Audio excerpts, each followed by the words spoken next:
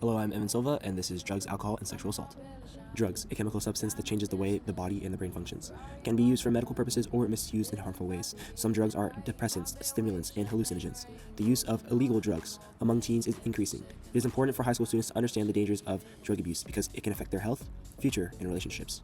Drug use can lead to addiction and serious physical and mental problems. Being informed helps students make better choices and avoid risky situations. Call 1-800-662-HELP for help. Alcohol is the number one drug that young people have problems with right now in North America. Alcohol is a depressant that is chemically formed by fermenting the natural sugar found in grains. Alcohol is found in beer, wine, and hard liquors. Alcohol can be extremely dangerous. Moreover, in large amounts, it can be dangerous. Alcohol poisoning is when someone drinks a large amount in one time, and that will make the person extremely ill. As you can see in the photo, there are plenty types of alcohol. Drugs and alcohol lead to many deaths, whether it's driving under the influence, overdose, or alcohol poisoning. Drugs have terrible dangers to human lives and internal organs as well. For example, alcohol can affect your liver, and cause cancer and affect the brain. Marijuana can cause memory problems and have several effects on the brain. Opioids cause addiction, overdose, and death. Drugs make you do things that you may not want to do if you're sober, which can cause several problems. Avoid peer pressure. Learn about the risks and drugs and stay involved in positive activities. Drugs will completely take over your body and make you feel relaxed, but will also have harmful effects for yourself and people around you. Drugs will leave you with an addiction that can affect your life forever. You only have one body. Take care of it.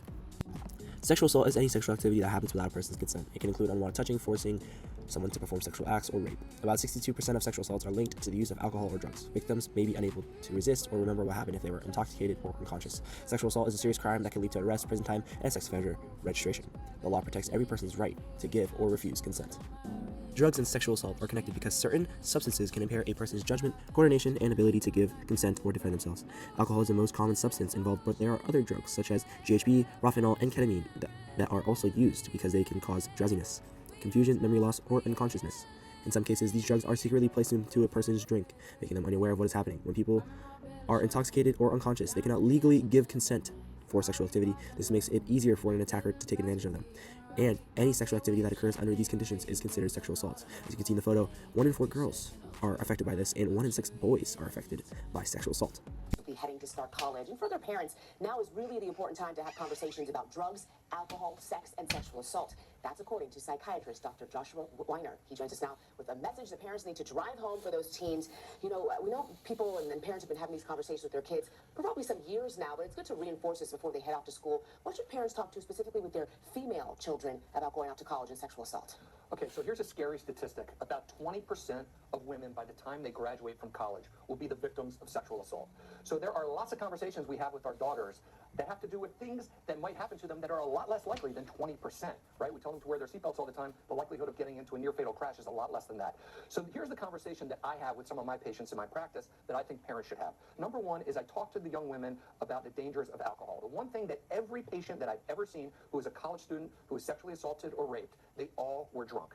Now, it's not to say that it's their fault, right? It's the guy's fault. But they need to be aware that being drunk is a significant risk factor. They're probably going to be drunk, and the guy's probably going to be drunk. So they need to be aware of that. Number two is they need to make sure that they've got girlfriends who, when they go out and party, are keeping an eye on them, who have their best interests at heart, and if they're starting to do something where they're getting themselves into a risky situation, those girls are there to rescue them.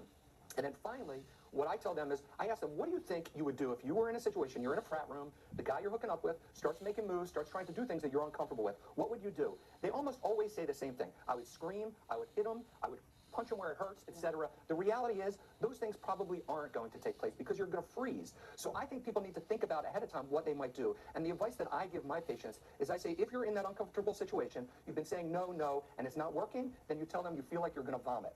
Okay. And saying you're going to vomit is a way to get away. Say, look, excuse me, I need to go to the bathroom. I think I'm going to throw up. You get away without having to get into a major conflict with the guy. You go off, you bring your phone, you bring your clothes, you come out of the bathroom, and you say, look, I'm really not feeling well. I'm going home. I think that's a way to get out of this situation. That's great advice. So what's one piece of advice you give to parents of young men going to college? So with the men, they need to know no means no, right? You need to treat women with respect. And I tell them, look, you don't want to get into a he said, she said situation. So you've got to be very careful. Do not do something sexually with a woman if she's drunk. It's just potentially asking for trouble. Sure. And real quickly to wrap up, you know, it's inevitable. It's college. You're going to go to parties.